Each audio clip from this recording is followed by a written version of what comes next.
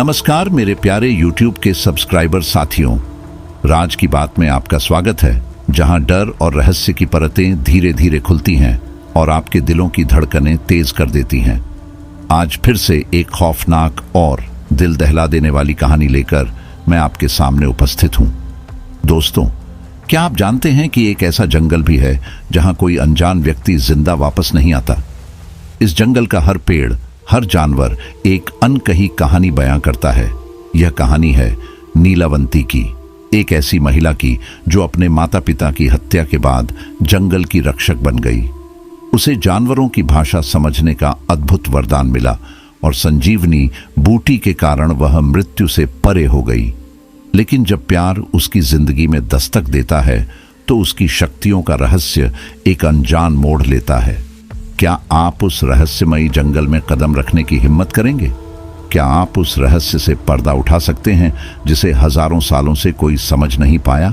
आइए इस रोमांचक और जादुई सफर में साथ चलें, जहां हर पल नया रहस्य आपका इंतजार कर रहा है। कहानी को शुरू से अंत तक सुनिएगा। डर और खौफ का एहसास होने वाला है। दोस्तों, अगर आपका दिल कमजोर है या आपको ज्यादा डर लगता है तो कहानी को बिल्कुल अकेले न सुने। तो चलिए अब यह कहानी मेरी जुबानी सुनते हैं। कहानी शुरू करने से पहले अगर आप हमारे साथ नए जुड़े हैं तो चैनल को सब्सक्राइब करके बेल आइकॉन को ऑन कर लीजिए, ताकि हमारी हर अगली कहानी सीधे आप तक पहुंच सके। और अब बिना किसी देरी के चलिए आज की इस खौफनाक कहानी की शुरुआत करते हैं। यह बहुत समय पहले की बात है। उत्तर प्रदेश के एक छोटे से गांव में एक आदमी अपनी पत्नी और एक छोटी सी बेटी के साथ रहता था। जब वह बच्ची 5 वर्ष की हुई तो उसकी मां की मृत्यु हो गई। इस बच्ची का नाम नीलावंती पोस्टा था। मां की मृत्यु के बाद नीलावंती के पिता ने उस गांव को छोड़ दिया और उसे लेकर दूसरे गांव चले गए।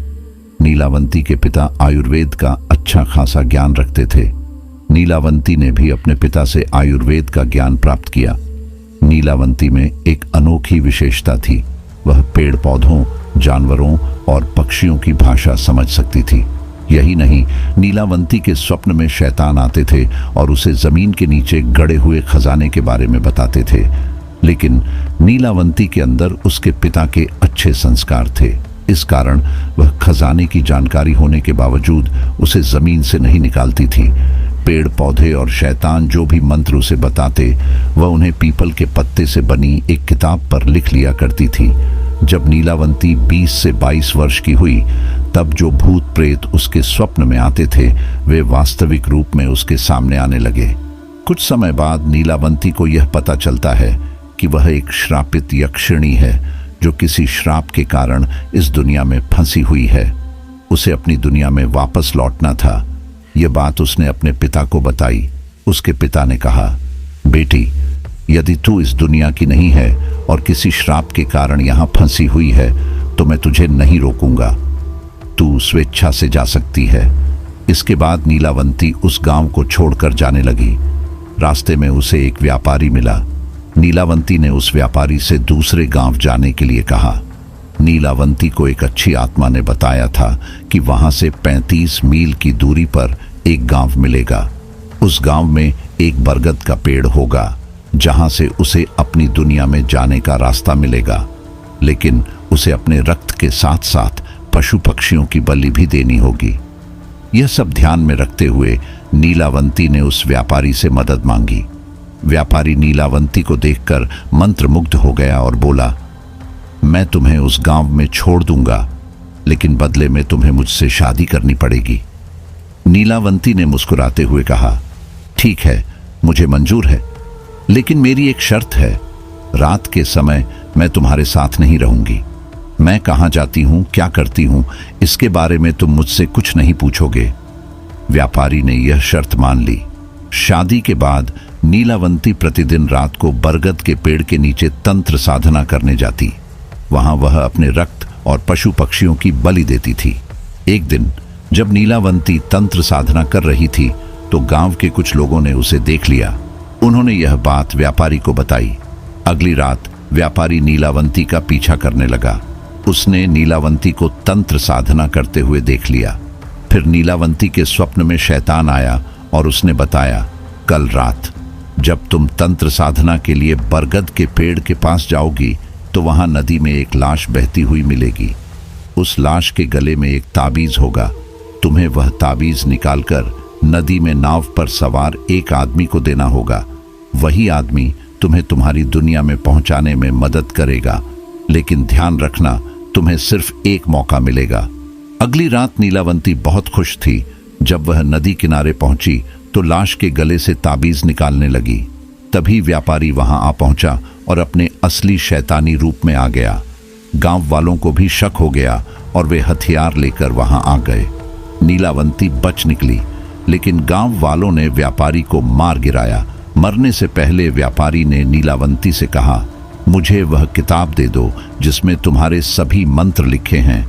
नीलावंती ने सोचा कि अगर यह किताब शैतान के हाथ लग गई तो यह दुनिया के लिए खतरनाक साबित होगी। उसने किताब को श्रापित करते हुए कहा, जो इस किताब को लालच में आकर पूरा पढ़ेगा उसकी तुरंत मृत्यु हो जाएगी, और जो इसे अधूरा पढ़ेगा वह हमेशा अधूरी इच्छाओं के साथ भटकता रहेगा। यह कहकर नीलावंती उस किताब को लेकर भाग गई। उसके बाद नीलावंती का आज तक कोई पता नहीं चला कि वह कहाँ गई। कुछ समय पश्चात वह किताब एक साधु को मिली। उस साधु के मन में किसी भी तरह का लालच नहीं था, चूंकि वह किताब किसी अन्य भाषा में लिखी गई थी। साधु ने उसे सरलतम रूप में अनुवाद करके लिखा ताकि सबको समझ में आ सके। नीलावंती के बारे में एक बात प्रसिद्ध थी, उसे जानने वाला एक मनुष्य आज भी जीवित है। लोग उसे गज्जन कहते हैं और वह महाबलेश्वर के जंगलों में रहता है। कहते हैं उसकी आयु 1000 वर्ष से भी अधिक है। अब सबसे आसान तरीका यह है कि पहले गज्जन को खोजा जाए, क्योंकि वह नीलावंती को जानने वाला एकमात्र व्यक्ति है। गज्जन से जो भी जानकारी मिलेगी उसके आधार पर नीलावंती की खोज की जा सकती है। एक और बात लोगों में प्रचलित थी, जो लोग नीलावंती के पीछे गए वे चाहे किसी भी काल या स्थान के हों, उनमें एक समानता थी कि वे सभी महाबलेश्वर के जंगलों में जाते देखे गए। उनमें से केवल 2 लोग ही वापस लौटे, वह भी मृत अवस्था में। बाकी लोगों का क्या हुआ यह आज तक कोई नहीं जान पाया। न उनके शव मिले, न कोई अवशेष। इतनी जानकारी मिलने के बाद भी क्या आप नीलावंती की खोज करना चाहते हैं? यदि हाँ, तो मैं आपको उस आखिरी इंसान के बारे में बताता हूं जो नीलावंती की खोज में गया था। शायद आपको कोई उपयोगी बात मिल जाए जो आपकी खोज में मदद करे। उस इंसान का नाम राजा साहिब था। वह रत्नागिरी के पास एक गांव का जमींदार था। उसका जन्म एक अमीर परिवार में हुआ था। उसे किसी भी चीज की कमी नहीं थी। धन और बल दोनों ही उसके पास प्रचुर मात्रा में थे, लेकिन इतने समृद्ध होने के बावजूद एक बात हमेशा उसके परिवार को कचोटती थी। यह बात पीढ़ी दर पीढ़ी चली आ रही थी। उनके खानदान में बहुत पहले किसी ने एक गलत फहमी के कारण 7 कुएं भरवा दिए थे। इन कुओं में सोना और हीरे जवाहरात जैसे बेशकीमती खजाने डुबो दिए गए थे। इस बात का अफसोस था कि यदि वह खजाना वापस मिल जाए तो उनका परिवार दुनिया के सबसे अमीर परिवारों में गिना जाएगा। लेकिन यह तभी संभव हो सकता था जब समय में पीछे जाकर उस गलती को ठीक किया जाए। राजा साहिब को पहले यह विश्वास नहीं था कि समय में पीछे जाया जा सकता है, लेकिन उसने अपने पूर्वजों की तरह ज्योतिषियों, तांत्रिकों और मंत्रियों की मदद लेना शुरू कर दिया। फिर भी उसे कोई सफलता नहीं मिली। समय और पैसा दोनों बर्बाद हो रहे थे। इसी बीच रत्नागिरी में एक अद्भुत तांत्रिक के आने की खबर मिली। कहा जाता था कि उसने पिशाच वश में किया हुआ है, जो उसका हर आदेश मानता है। यह सुनकर राजा साहिब के मन में उत्सुकता जागी। राजा साहिब ने तांत्रिक को अपनी हवेली पर आमंत्रित किया। तांत्रिक 2 दिन बाद राजा साहिब की हवेली पर पहुंचा। उसकी अच्छे से मेहमान नवाजी की गई। राजा साहिब ने यह भी सुना था कि उस तांत्रिक के पास अंजन बनाने की विधि है। अंजन एक प्रकार का रहस्यमयी काजल है जिसे आंखों पर लगाने से जमीन के नीचे दबा खजाना दिखाई देता है। इसी विधि को पाने के लिए राजा साहिब ने उसे बुलाया था। तांत्रिक हवेली में ठहर गया और वहां के अच्छे भोजन और आरामदायक बिस्तरों का आनंद लेने लगा। लेकिन उसने राजा साहिब की समस्या पर कोई बात नहीं की। 1 हफ्ता बीत गया। राजा साहिब का धैर्य जवाब देने लगा, लेकिन उसे डर था कि अगर उसने तांत्रिक को नाराज किया तो वह उसे शाप दे सकता है, इसलिए वह चुपचाप प्रतीक्षा करता रहा। एक दिन तांत्रिक ने राजा साहिब को अकेले में बुलाया और पूछा, तुम मुझसे क्या चाहते हो? राजा साहिब ने अपनी इच्छा और खानदानी खजाने की बात बताई। तांत्रिक की आंखों में चमक आ गई। उसने अपने चेहरे पर कोई भाव नहीं आने दिया और राजा साहिब से कहा, मैं तुम्हें अपनी कहानी सुनाता हूँ। मेरा नाम बाबूलाल था। मैं एक सीधा सादा किसान था। मेरी शादी हो चुकी थी, लेकिन मेरे माता पिता जीवित नहीं थे। मेरे पास कुछ बीघा जमीन थी जिससे मैं अपनी गुजर बसर करता था। एक शाम जब मैं खेत से लौट रहा था तो मैंने देखा कि मेरे दोस्त आग जलाकर उसके पास बैठकर गप्पे लड़ा रहे थे। वे मुझे दिख गए। उन्होंने भी मुझे देखा और आवाज लगाई, थोड़ी देर हमारे साथ बैठो, काम तो रोज का लगा ही रहेगा। मुझे भी यह बात ठीक लगी कि आदमी को थोड़ा समय खुद के लिए भी निकालना चाहिए। घर में बीवी राह देख रही होगी, यह बात तो मेरे दिमाग में थी। लेकिन फिर मैंने सोचा, अगर एक दिन थोड़ी देर हो गई तो क्या हो जाएगा, कोई बहाना बना लूंगा। गप्पे लड़ाते लड़ाते समय का ध्यान ही नहीं रहा और बहुत देर हो गई। मैं गांव के बाहर रहता था। मैंने अपने दोस्तों से इजाजत मांगी और अपने रास्ते पर लग गया। मुझे खेत जाने के लिए पूरा गांव पार करना पड़ता था, क्योंकि मेरे घर और खेत के बीच में गांव था। मुझे डर बहुत लगता था और मेरे घर जाने के रास्ते में श्मशान भूमि पड़ती थी। मैं घर इसलिए जल्दी जाता था कि रात को श्मशान के पास से गुजरना न पड़े, लेकिन उस दिन मुझे बहुत देर हो गई थी। मैंने जैसे तैसे अपने मन को तैयार किया, क्योंकि आगे श्मशान भूमि यानी भूतों का इलाका शुरू होने वाला था। मुझ जैसे डरपोक इंसान के लिए यह बात बहुत गंभीर थी। मैं तेजी से अपने कदम बढ़ाने लगा। मुझे बस किसी तरह अपने घर पहुंचना था। श्मशान भूमि शुरू हो गई थी। मैं मन में राम नाम जपने लगा। अचानक अंधेरा बहुत घना हो गया। मेरा डर अब चरम सीमा तक पहुंच गया। मुझे अब इतना ज्यादा डर लग रहा था कि मुझे चिंता होने लगी कि कहीं इसी डर की वजह से मेरी मौत न हो जाए। श्मशान की सन्नाटे को उल्लू की आवाज भंग कर रही थी, जिससे माहौल और भी डरा जाना हो गया। तभी अचानक किसी के चीखने की आवाज आई। डर की एक तेज लहर मेरे सीने से दौड़ गई। मैं वहीं खड़ा रह गया। दूर कहीं कुछ चमक रहा था। ऐसा लग रहा था जैसे किसी की चिता जल रही हो। मेरी हालत इतनी गंभीर हो गई कि मेरे सीने में तेज दर्द होने लगा। मेरी सांसें तेजी से चलने लगीं और धड़कनें सामान्य से दुगुनी हो गई। मुझे फिर से वैसी ही चीख सुनाई दी। कम से कम मुझे तो ऐसा ही लगा, लेकिन वह चीख नहीं थी। वह तांत्रिक था जो मुझे पुकार रहा था। मैं सोच में पड़ गया कि मुझे क्या करना चाहिए। क्या मुझे तांत्रिक के पास जाना चाहिए या अपनी जान बचाकर भागना चाहिए? मैंने निर्णय कर लिया कि मुझे अपनी जान बचानी है। मैं भागने लगा। मुझे जल्दी से अपने घर पहुंचना था, जहां मैं खुद को महफूज मानता था। थोड़ी ही दूर गया था कि वह तांत्रिक मेरे आगे ही प्रकट हो गया। अब तो मुझे लगा कि मैं पक्का मर जाऊंगा, लेकिन तांत्रिक ने अपना अंगूठा मेरे माथे पर लगाकर मुझे शांत कर दिया। मुझे बहुत आश्चर्य हो रहा था कि मेरा डर न जाने कहां गायब हो गया। तांत्रिक ने मेरा हाथ पकड़कर मुझे जलती हुई चिता के पास ले गया। मैंने देखा वह चिता कम और हवन कुंड ज्यादा लग रहा था। उसके आसपास बहुत सी अजीबोगरीब चीजें रखी हुई थीं।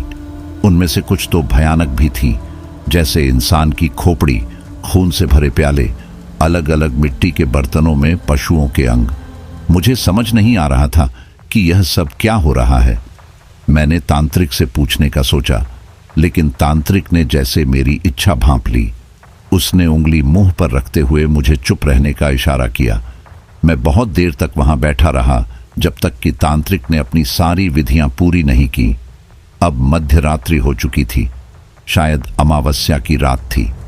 तांत्रिक ने विधि पूरी होते ही मुझसे कहा, आगे की विधि के लिए मुझे एक स्त्री की बलि देनी होगी जिसे अब तक बच्चा न हुआ हो।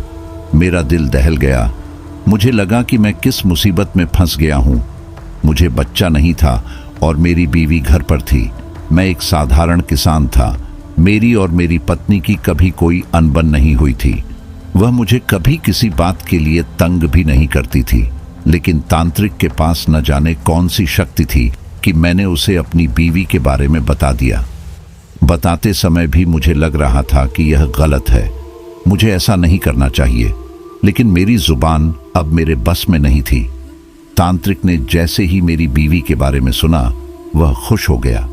उसने मेरे हाथ में एक बड़ा छुरा दिया और कहा, अपनी बीवी को यहां लेकर आओ या फिर उसका सिर काट कर लाओ। उसने साथ में एक इंसान की खोपड़ी भी दी और कहा, अगर सिर काटने का फैसला करते हो तो जैसे ही गर्दन पर छुरा लगाओ, तुरंत इस खोपड़ी में खून जमा करना, बिना एक भी बूंद जमीन पर गिराए। मैंने छुरा हाथ में पकड़ लिया। मुझे आश्चर्य हो रहा था कि मैं ऐसा क्यों कर रहा हूं, कि मैंने ऐसा क्यों किया, यह समझ नहीं आ रहा था। मैं घर की तरफ जाने लगा, जहां मेरी बीवी सोच रही होगी कि उसका पति हर रोज दिन ढलने से पहले खेत से लौट आता है। लेकिन आज ऐसा क्या हुआ कि मध्य रात्रि के बाद भी वह नहीं आ पाया। शायद उसने बहुत देर तक मेरी राह देखी थी और वैसे ही दरवाजे के पास सो गई होगी। मेरा घर सुनसान इलाके में नहीं था। मेरे घर के आसपास भी थोड़ी दूरी पर कई घर बने हुए थे, लेकिन देहातों में लोग जल्दी सो जाते हैं, तो 2-4 कुत्तों के अलावा कोई भी नहीं दिख रहा था।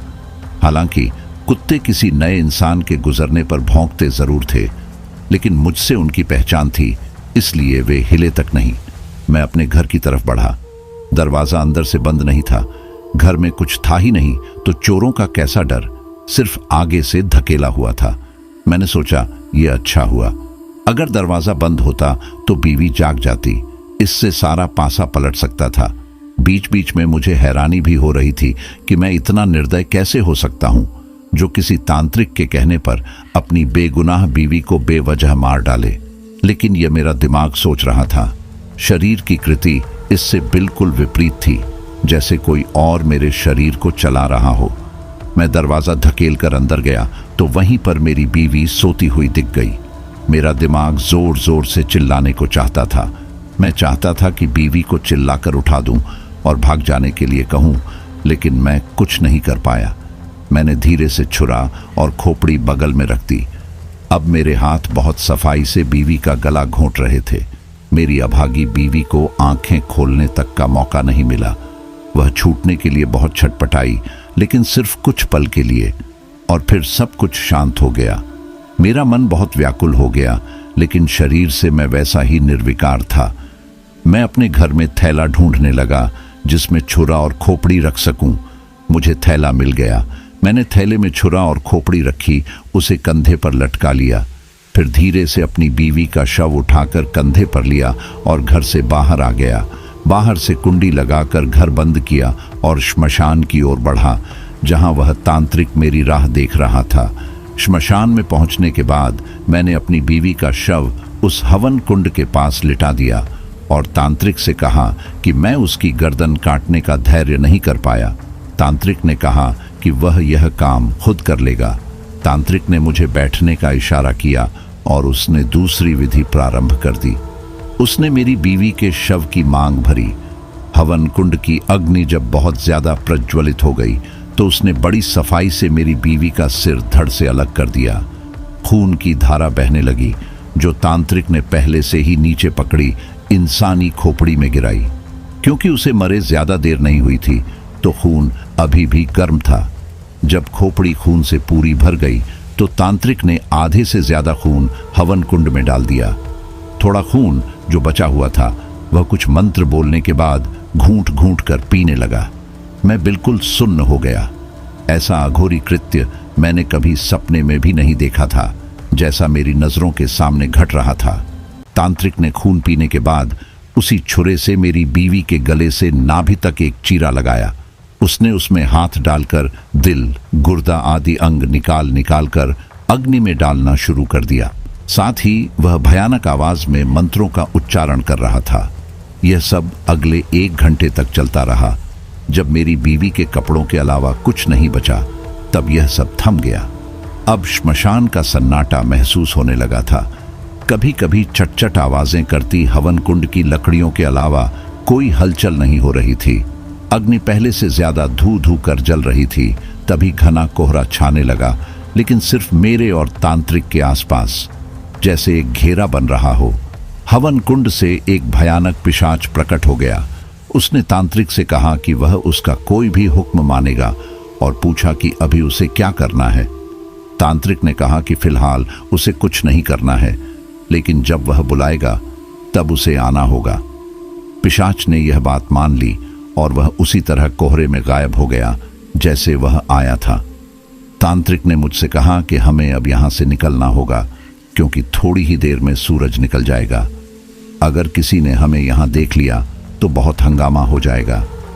तांत्रिक ने सारा सामान समेट लिया और मुझसे भी कहा कि वहां मौजूद हर एक निशानी को मिटा दूं, जिससे वहां घटी घटनाओं के बारे में किसी को पता चल सके। मैंने वही किया जो मुझसे कहा गया। सब हो जाने के बाद मैं श्मशान के पीछे के रास्ते से निकलने लगा। तांत्रिक ने मुझे भी अपने साथ आने के लिए कहा। हवन कुंड और बाकी तांत्रिक विधियों की चीजें हटाने के बाद से ही मैं पहले जैसा बन गया था और डर से कांपने लगा था। मुझे समझ में आ गया कि मेरे हाथ से कितना बड़ा गुनाह हुआ है। मैं तांत्रिक से पूछने लगा कि मेरे साथ उसने क्या किया था, लेकिन तांत्रिक ने जवाब दिया कि अगर मैं उसके साथ चलूं तो मुझे सब कुछ बता दिया जाएगा। वैसे भी अब वहां पर रहना मेरे लिए अच्छा नहीं होता। यही सोचकर मैं उसके साथ चल पड़ा। लगभग 4 दिन तक सफर करने के बाद हम दोनों रात को उस खंडहर में पहुंचे जहां वह तांत्रिक रहता था।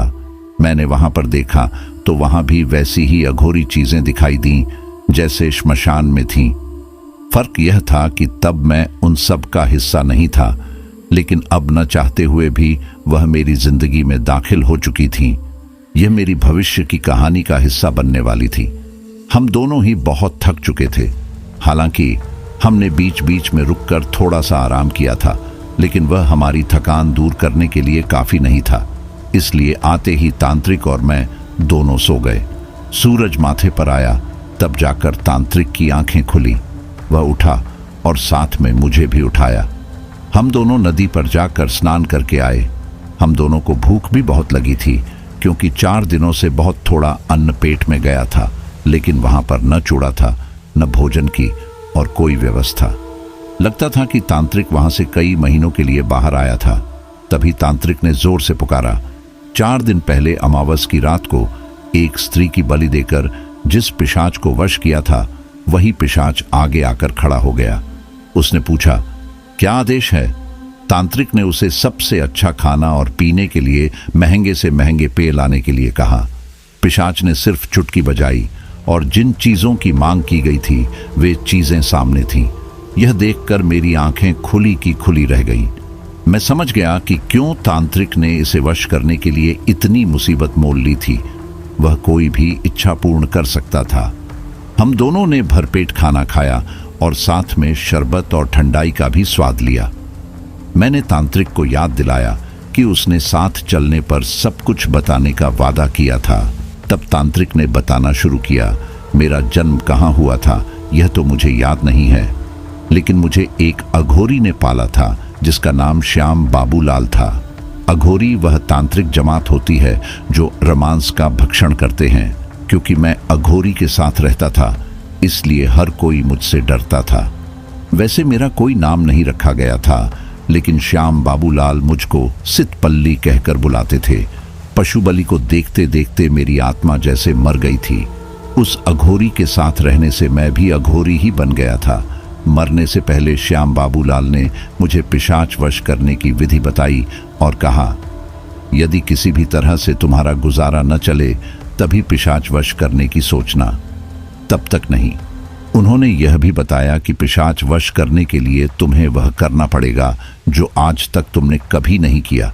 उन्होंने कहा, किसी गांव की श्मशान भूमि में जाकर पहले बकरे, कुत्ते और मुर्गे की बलि चढ़ानी होगी, फिर किसी बांझ स्त्री की उसी के पति के माध्यम से बलि देनी होगी। यदि तुम इसमें सफल हुए तो पिशाच वश हो जाएगा और तुम्हारी हर एक इच्छा पूरी करेगा।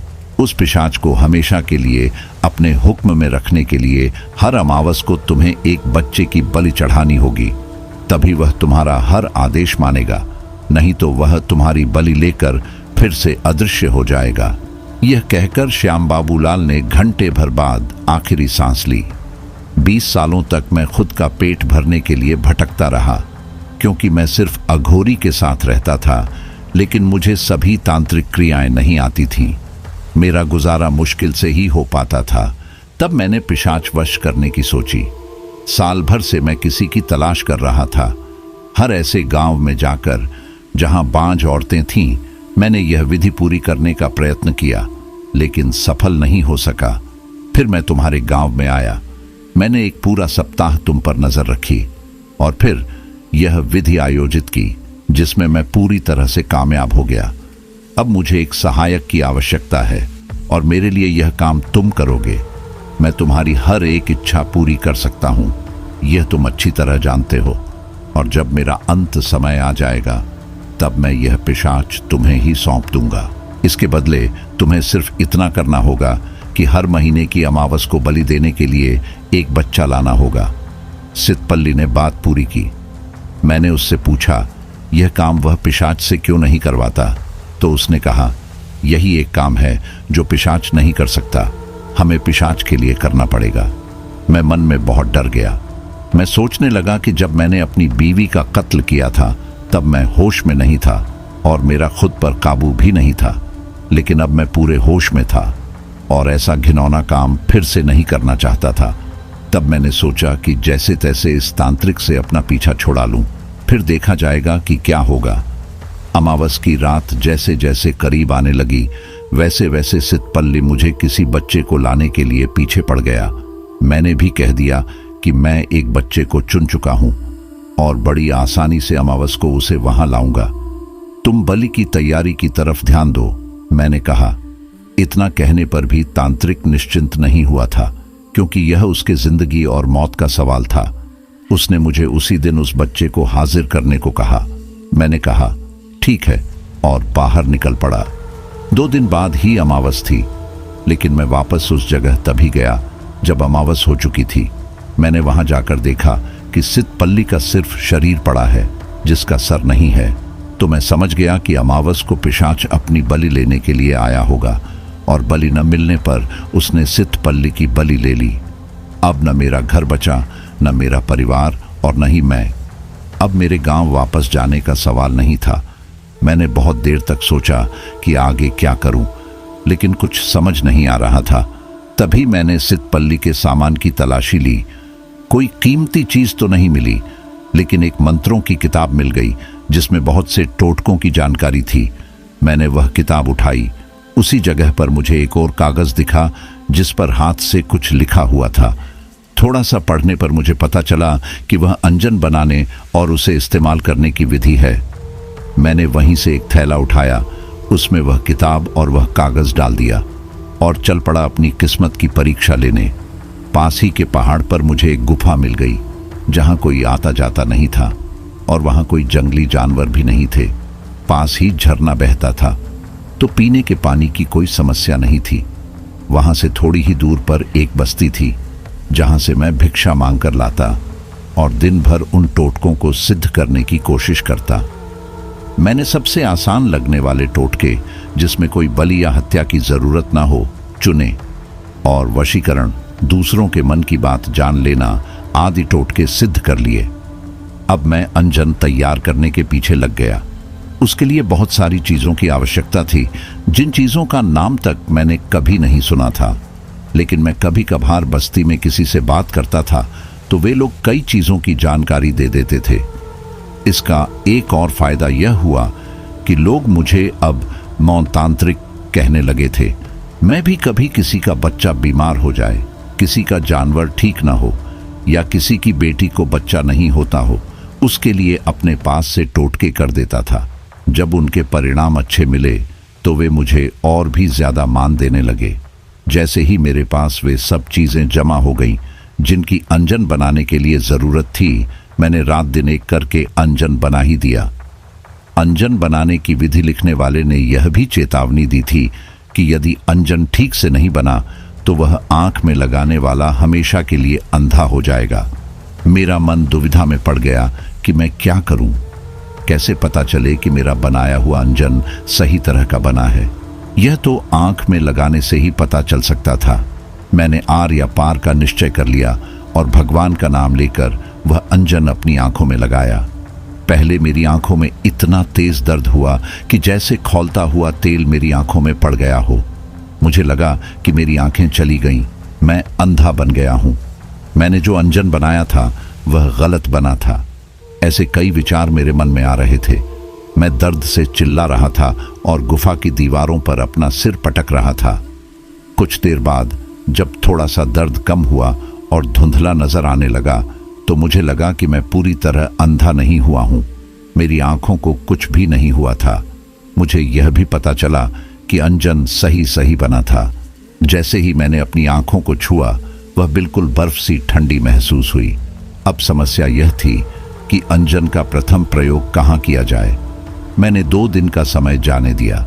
जब मेरी आंखों की ठंडक की आदत पड़ गई तो मैं तुरंत उस बस्ती में गया जहां मैं भिक्षा के लिए जाता था। 2 दिन आंखों के दर्द के कारण न तो मैं भिक्षा के लिए गया था और न ही कुछ खाया था। जोरों की भूख लगी थी। जब मैं बस्ती में गया तो लोगों ने पूछा, 2 दिन क्यों नहीं आए? मैंने बताया, मेरी तबीयत ठीक नहीं थी। एक अधेड़ उम्र के आदमी ने मुझे उसके घर पर भोजन के लिए बुलाया। क्योंकि मुझे बस्ती में बहुत मान था तो मैं मना नहीं कर सका। दूसरा कारण यह भी था कि अब मुझ में इतनी ताकत नहीं थी कि यहाँ से भिक्षा लेकर गुफा में जाकर खाऊं। जब मैं उस आदमी के घर पहुंचा जिसका नाम तुकाराम था तो उसकी पत्नी ने भोजन परोसा। मैंने उसे भी अपने साथ बैठने के लिए कहा। हम दोनों ने भोजन किया। भोजन के बाद जब हम गपशप करने बैठे तो मैंने भूख की वजह से ध्यान नहीं दिया कि वह आदमी बहुत गरीब था। घर बहुत साधारण था और सामान तो न के बराबर था। मैंने उससे पूछा, क्या तुम्हारा गुजारा ठीक से नहीं चलता? तो उसने बताया कि उसे तब से काम करने का मन नहीं लगता जब से किसी बुजुर्ग ने यह बताया कि उसके दादाजी ने बहुत सारा धन एक घड़े में बंद करके खेत में कहीं गाड़ दिया है। तब से वह दिन भर खेत का एक एक हिस्सा खोदता रहता है, इसलिए बाकी चीजों की तरफ ध्यान देने का समय नहीं मिलता। उसकी बीवी ही किसी खेत पर रोजी के लिए जाती थी, जिससे जैसे तैसे उनका गुजारा चलता था। जैसे ही मैंने खेत में धन की बात सुनी, मुझे अंजन की परीक्षा लेने का मौका दिखा। मैंने उससे कहा, अगर मैं तुम्हें उस धन का सही स्थान बता दूं तो क्या तुम उसमें से आधा धन मुझे दोगे? उसने मेरी बात मान ली। उसी रात मैं उसे लेकर उसके खेत में गया। जैसा कि मैंने अंजन के उपयोग के बारे में पढ़ा था, उसके लिए हिरण के सींग चाहिए थे जो मेरे पास पहले से थे। मैंने उन्हें आंख पर लगाया और खेत को देखने लगा। हिरण का सींग आंख पर लगाते ही जमीन मानो जैसे कांच की बनी हुई हो ऐसी दिखने लगी। दूर एक आम के वृक्ष के नीचे मुझे कुछ चमकता दिखाई दिया। मैं तुकाराम के साथ उस वृक्ष के पास गया। फिर से हिरण का सींग आंखों पर लगाया और उसकी जड़ की तरफ देखने लगा। मेरे आश्चर्य का ठिकाना नहीं रहा जब मैंने स्पष्ट रूप से एक पीतल का घड़ा उसके अंदर के सोने सहित जमीन के अंदर कम से कम 3 हाथ नीचे देखा। मैंने तुकाराम से वहां खोदने को कहा। क्योंकि वह 10 से 12 सालों से सिर्फ खोदने का ही काम कर रहा था, उसने कुछ ही देर में 3 हाथ गहरा गड्ढा खोद डाला। घड़ा साफ तौर से दिखाई देने लगा। हम दोनों ने मिलकर वह घड़ा ऊपर निकाला जो बहुत वजनदार था। उसमें बहुत सारे सोने के सिक्के थे। जैसा तय हुआ था, उसने ईमानदारी से उसमें से आधे सिक्के मुझे दिए। मैंने उन्हें एक कपड़े में बांधकर अपनी गुफा की ओर चल पड़ा और वह अपने घर की ओर। दूसरे दिन पूरी बस्ती में यह बात फैल गई। मेरी गुफा के चारों ओर तो मानो मेला लग गया था। उस दिन से मेरी जिंदगी ही बदल गई। खजाना ढूंढने वाला तांत्रिक, इसी नाम से मेरी प्रसिद्धि हो गई। अब मेरे पास ज्यादातर ऐसे ही लोग आते जिन्हें अपने खेत या घर से गड़ा हुआ धन निकालना हो, पर हर जगह धन होता नहीं था।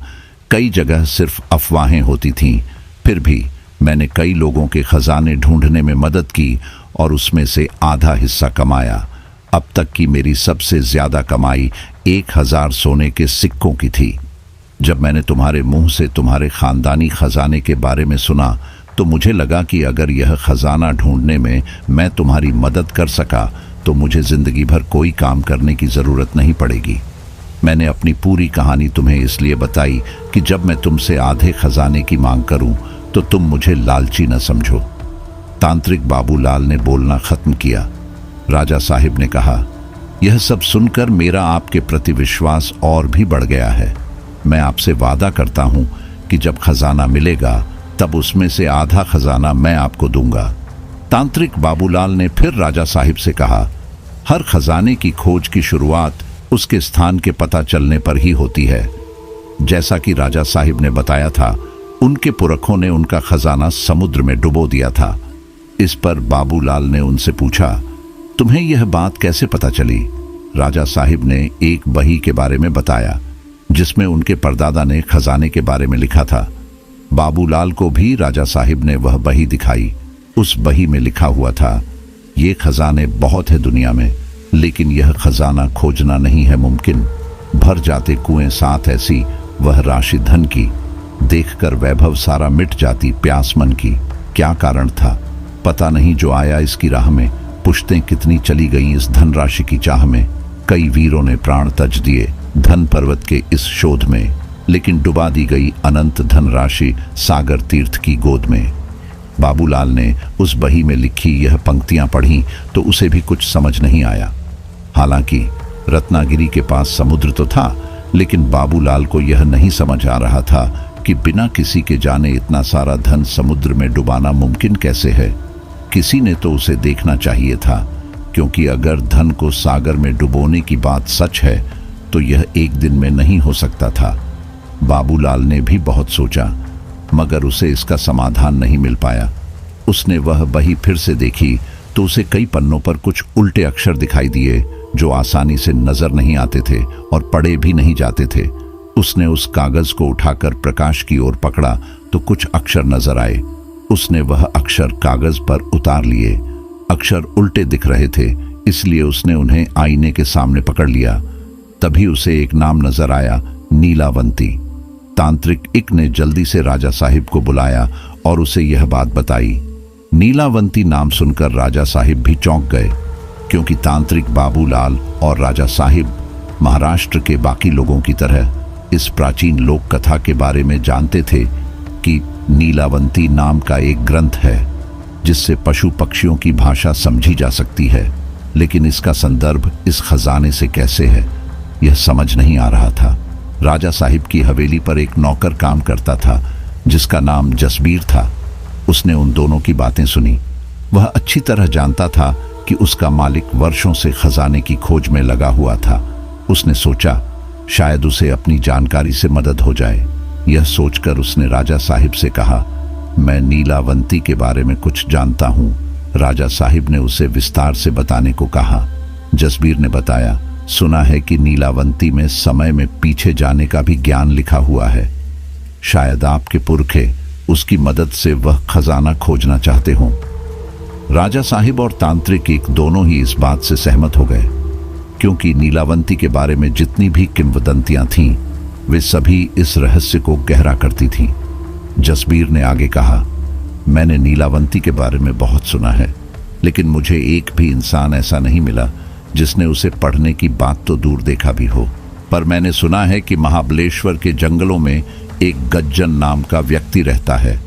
उसे नीलावंती के बारे में जरूर पता होगा, क्योंकि वह भी जानवरों की भाषा बोलता है। राजा साहिब बोले, ठीक है, तो हम खुद गज्जन को ढूंढेंगे और उससे नीलावंती के बारे में पता लगाएंगे। इतने सालों के बाद अब जाकर कोई सुराग मिला है, इसे ऐसे ही जाने नहीं दे सकते। तांत्रिक ने भी सहमति जताई। राजा साहिब और तांत्रिक बाबूलाल दोनों वेताल की मूर्ति के पीछे से चल पड़े।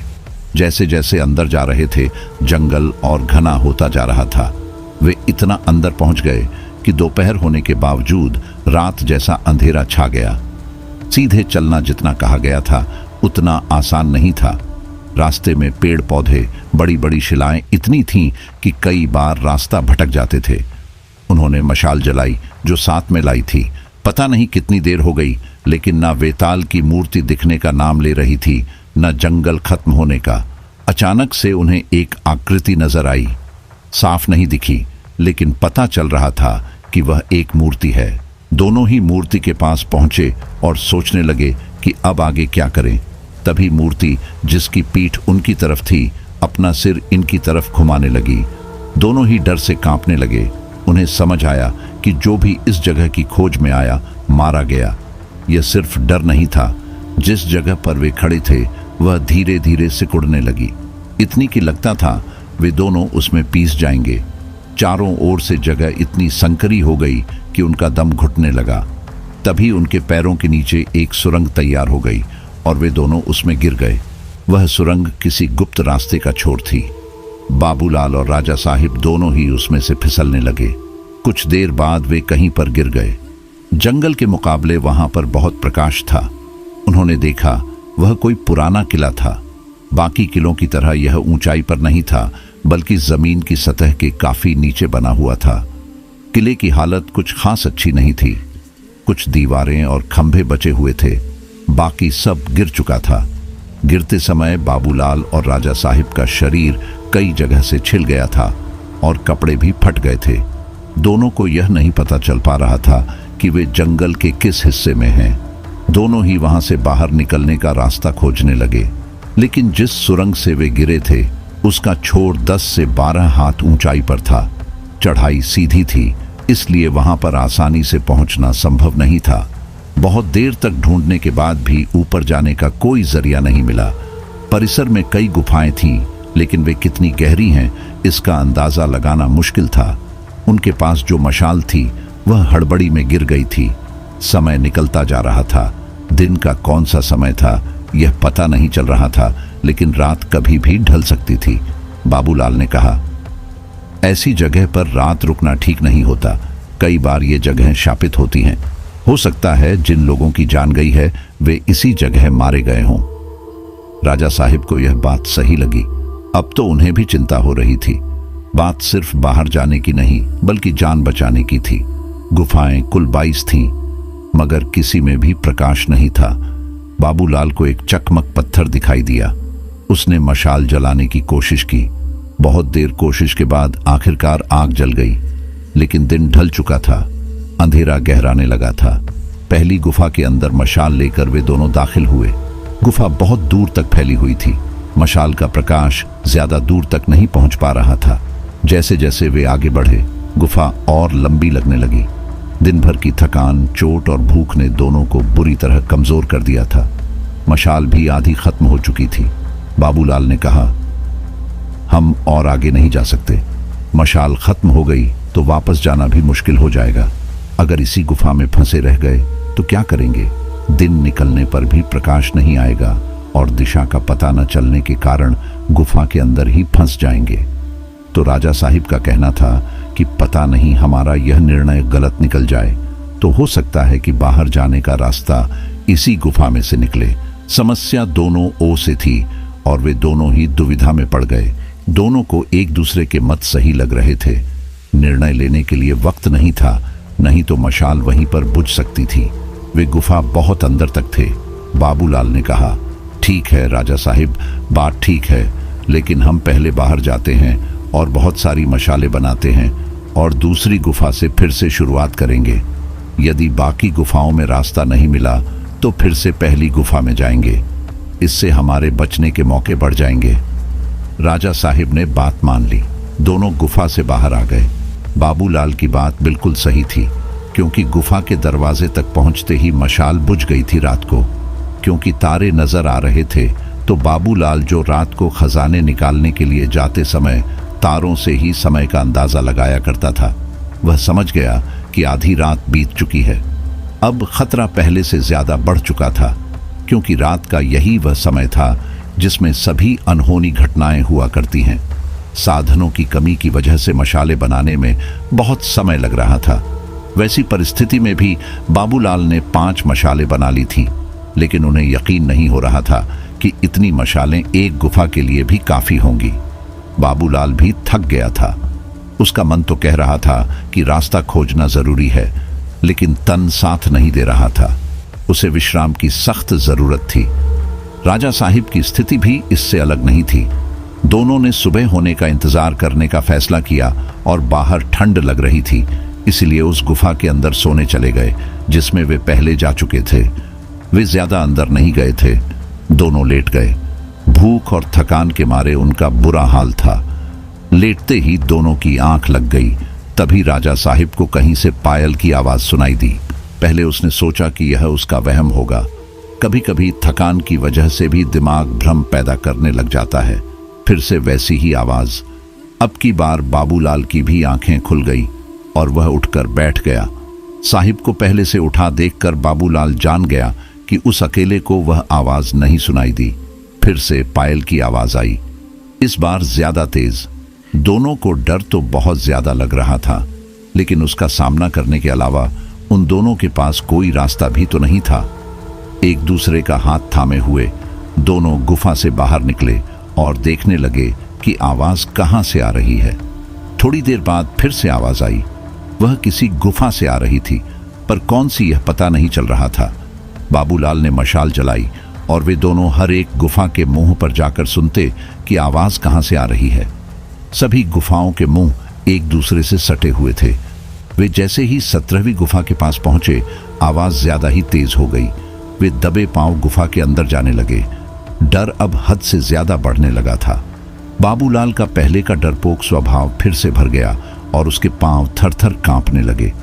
वे गुफा के काफी अंदर चले गए थे, लेकिन जितना वे आगे जाते थे, आवाज उतनी ही अंदर से आती हुई लगती थी। तभी बहुत दूर कहीं एक टिमटिमाती रोशनी दिखी, बिल्कुल बाबूलाल के हाथ की मशाल जैसी। वे धीरे धीरे उस ओर बढ़ने लगे। वह रोशनी गुफा के अंदर बनी और एक गुफा से आ रही थी। वे उस छोटी गुफा के मुहाने तक पहुंच गए और जैसे ही अंदर का दृश्य देखा तो दंग रह गए। एक किशोर वन लड़का, जिसके हाथ में एक लाठी थी जिसमें घुंघरू बांधे हुए थे, वह अपनी लाठी जमीन पर मार रहा था।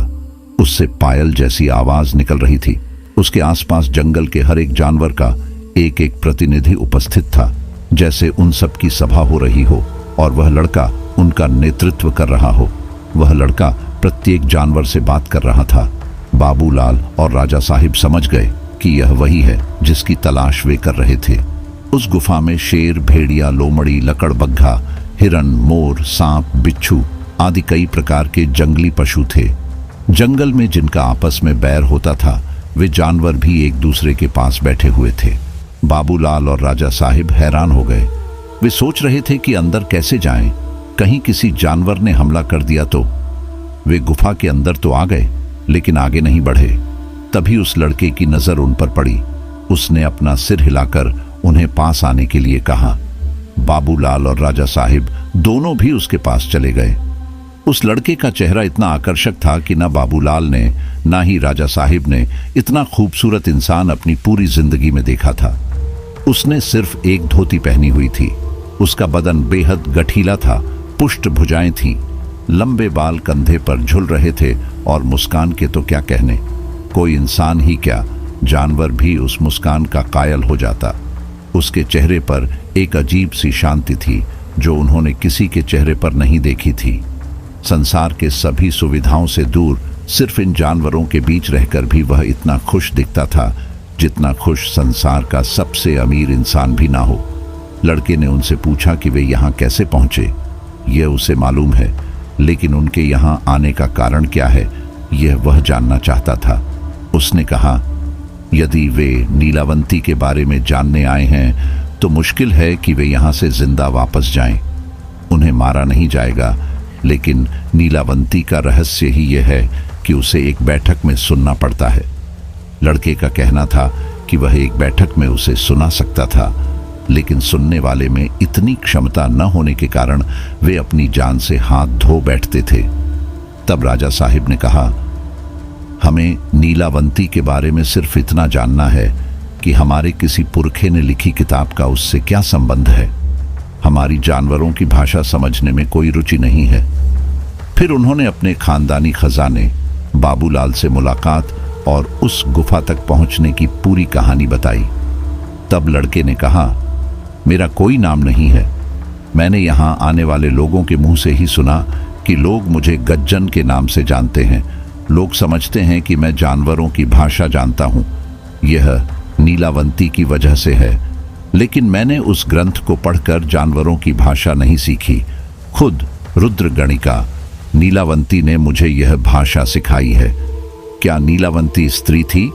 यह हमें नहीं पता था, हमने सिर्फ इतना ही सुना था कि नीलावंती नाम का एक ग्रंथ है जिसे पढ़ने से जानवरों की भाषा समझी जाती है।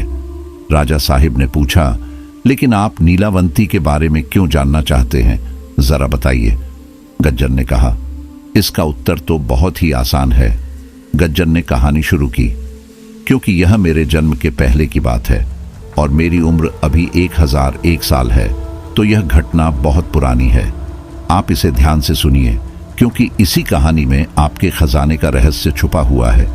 पहले के लोग बहुत ही अक्लमंद थे। वे जानते थे कि मनुष्य प्रकृति के साथ इतना एकरूप नहीं हो पाता जितना पशु, पक्षी, पेड़ पौधे होते हैं। इससे वे इस सृष्टि में अपना वजूद बनाए रखते हैं।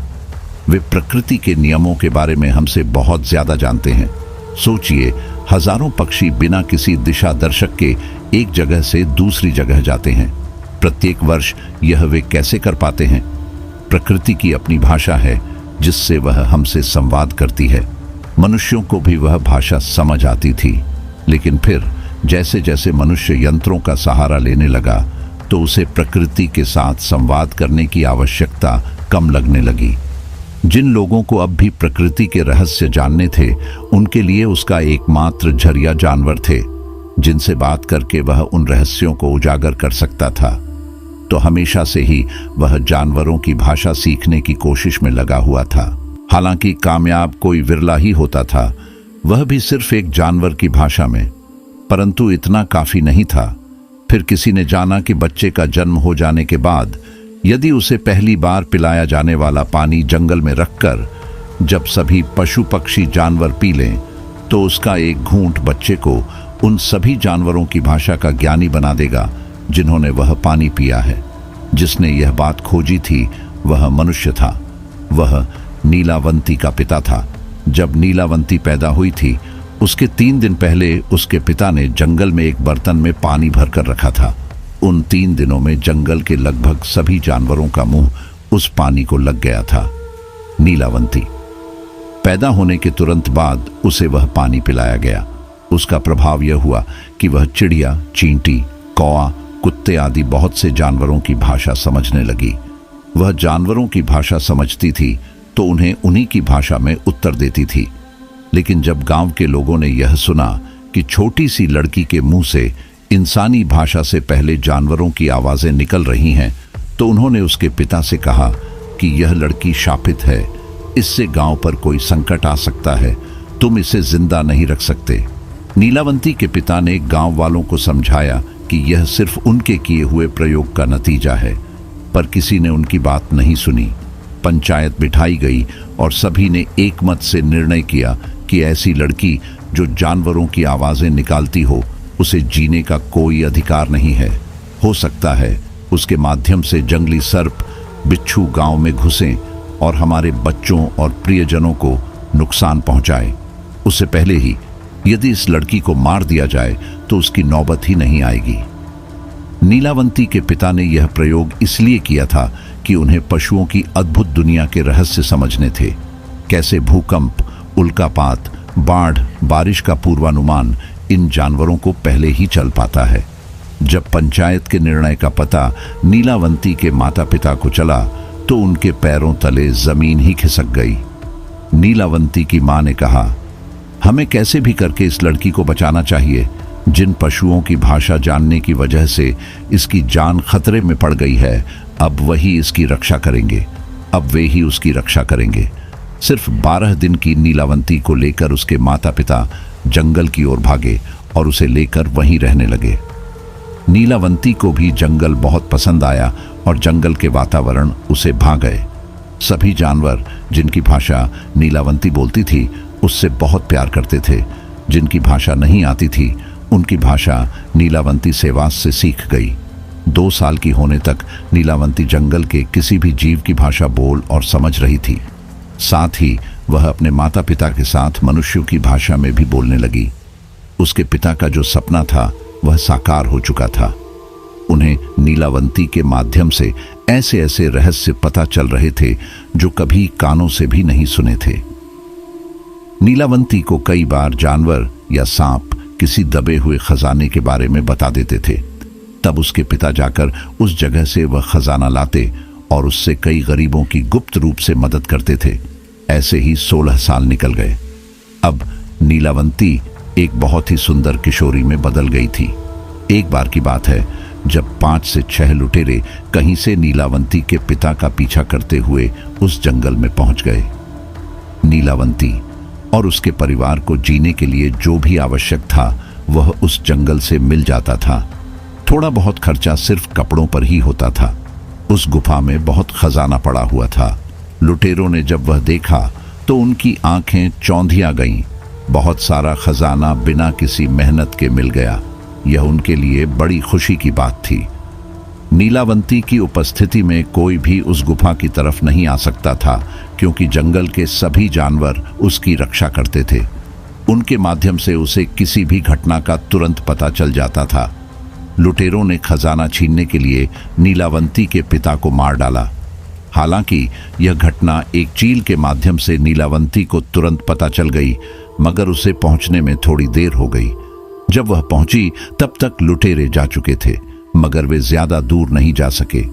नीलावंती ने जानवरों को संदेश भेजा कि कोई भी लुटेरा जिंदा जंगल से बाहर नहीं निकल पाए। लुटेरे जंगल से नहीं निकल सके। रास्ते में ही हाथियों के झुंड ने उन्हें कुचल डाला। पर इस घटना ने नीलावंती को बहुत आहत किया। उसके हृदय को बड़ी चोट पहुंची।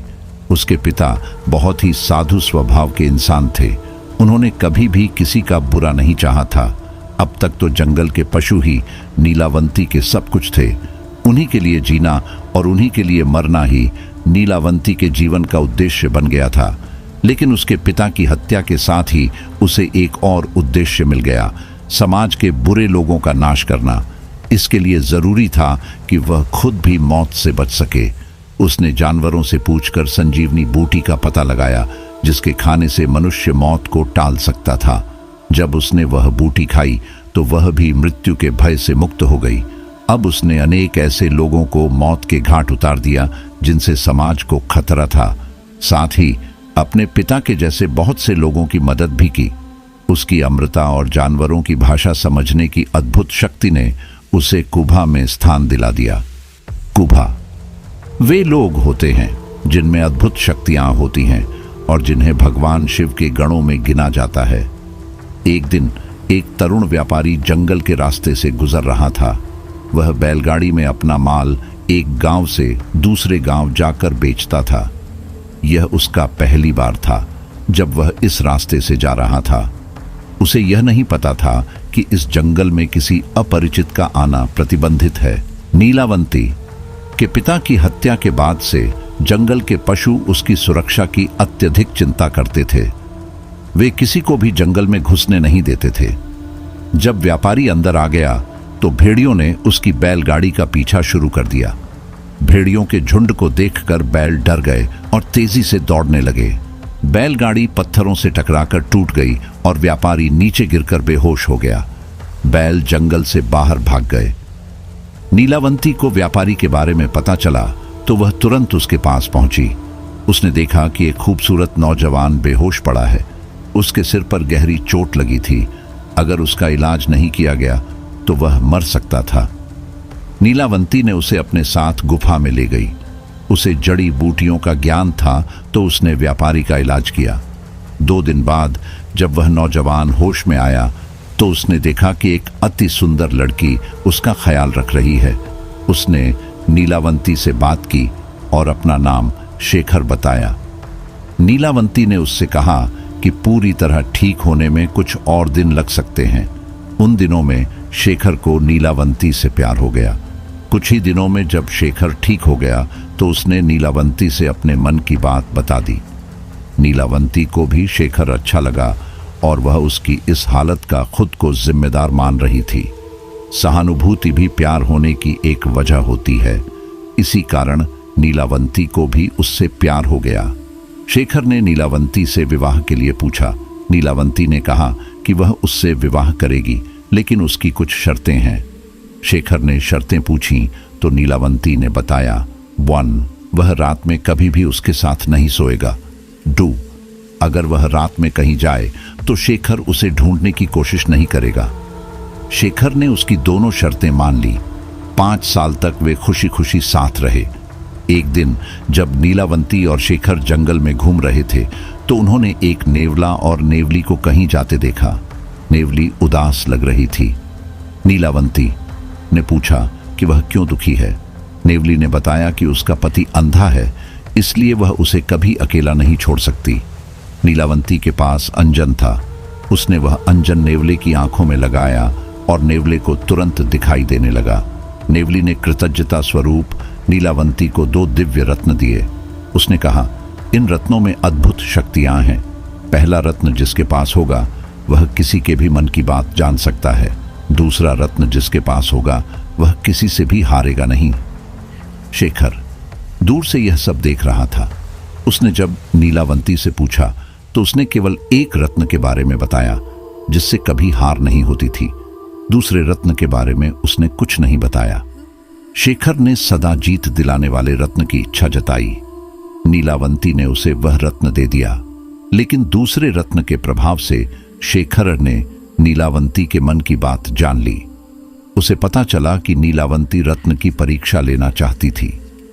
शेखर ने तय किया कि वह जंगल के बाहर जाकर उस राज्य पर विजय प्राप्त करेगा जिसमें यह जंगल आता था। एक रात नीलावंती भेड़िए का संदेश सुनकर नदी किनारे पहुंची। वहां उसे शिवगणों में स्थान पाने के लिए एक तावीज लाना था। जब वह तावीज निकाल रही थी तो शेखर ने सोचा कि वह प्रेत खा रही है। डरकर शेखर गुफा में लौट आया। उसने नीलावंती से कहा कि वह मुर्दा खाती है और उसे छोड़कर चला गया। नीलावंती ने उसे समझाने की कोशिश की, लेकिन वह नहीं माना। नीलावंती ने उसे रोका नहीं, पर समझाने की कोशिश की कि वह मुर्दा नहीं खा रही थी। लेकिन शेखर कुछ सुनने की स्थिति में नहीं था। वह तुरंत वहां से चला गया। नीलावंती को भगवान शिव के गणों में शामिल होने के लिए आवश्यक तावीज तो मिल गया था, लेकिन उसने सोचा कि वह जाने से पहले आज तक जो ज्ञान उसने इकट्ठा किया है उसे ग्रंथ के रूप में अपनी विरासत के तौर पर पीछे छोड़ना चाहिए। उसने शुरुआत से सब कुछ लिखा, जैसे चींटियों की भाषा कैसे समझी जाए, उनके संकेत क्या होते हैं।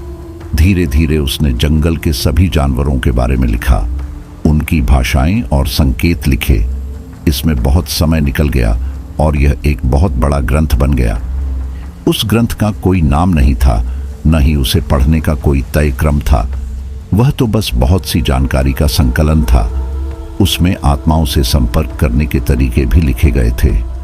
अब उसे एक शिष्य की आवश्यकता थी जिसे वह इस ग्रंथ को पढ़ने का तरीका और उसके रहस्यों को समझा सके। लेकिन इतने महत्वपूर्ण ज्ञान को वह इतनी आसानी से किसी को भी नहीं सौंप सकती थी। वह हर दिन इसी तलाश में रहती थी कि कोई ऐसा व्यक्ति मिले जिसे यह ज्ञान सीखने की इच्छा हो, लेकिन वह इसका गलत उपयोग न करे। एक दिन जब नीलावंती जंगल में घूम रही थी तो उसे मैं मिल गया। मुझे एक कुंवारी माँ ने लोकलाज के डर से जंगल में छोड़ दिया था। मेरी माँ भी मुझे पाल नहीं सकती थी। नीलावंती ने मुझे बहुत अच्छे से पाला। बड़े होते होते मैंने जानवरों की भाषा और वह सब ज्ञान जो नीलावंती ने अपने ग्रंथ में लिखा था सीख लिया। हालांकि इसके लिए मुझे ग्रंथ पढ़ने की आवश्यकता नहीं पड़ी। जब मैं 16 वर्ष का हो गया, जैसा मैं अब हूँ, तो नीलावंती, जिसे मैं माँ कहकर पुकारता था, उन्होंने मुझे मेरे उनसे मिलने की कहानी बताई। उसने कहा कि उसे अब अपनी असली जगह पर जाना होगा। उसने मुझे संजीवनी विद्या दे दी, जिससे मैं दीर्घायु हो गया और मेरी आयु स्थिर हो गई। पिछले 1000 वर्षों से मैं 16 वर्ष की अवस्था का ही हूँ। संजीवनी विद्या देने के बाद नीलावंती ने एक मंत्र का उच्चारण किया। उसे लेने के लिए दूसरी शिव गणिका आई। वह नीलावंती को अपने साथ ले गई और वह हमेशा के लिए शिव गणों के साथ रहने चली गई।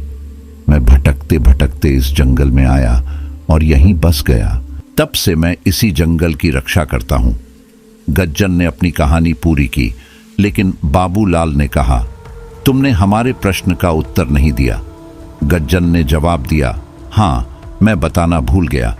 तुम्हारे किसी पूर्वज ने जो कविता लिखी है उसमें सागर तीर्थ का नाम समुद्र के लिए नहीं है। असल में सागर तीर्थ उसी जगह का नाम है जहां नीलावंती पैदा हुई थी। राजा साहिब ने पूछा, आज वह जगह किस नाम से जानी जाती है? गज्जन ने जवाब दिया, आज वह जगह रामलिंग के जंगल के नाम से जानी जाती है।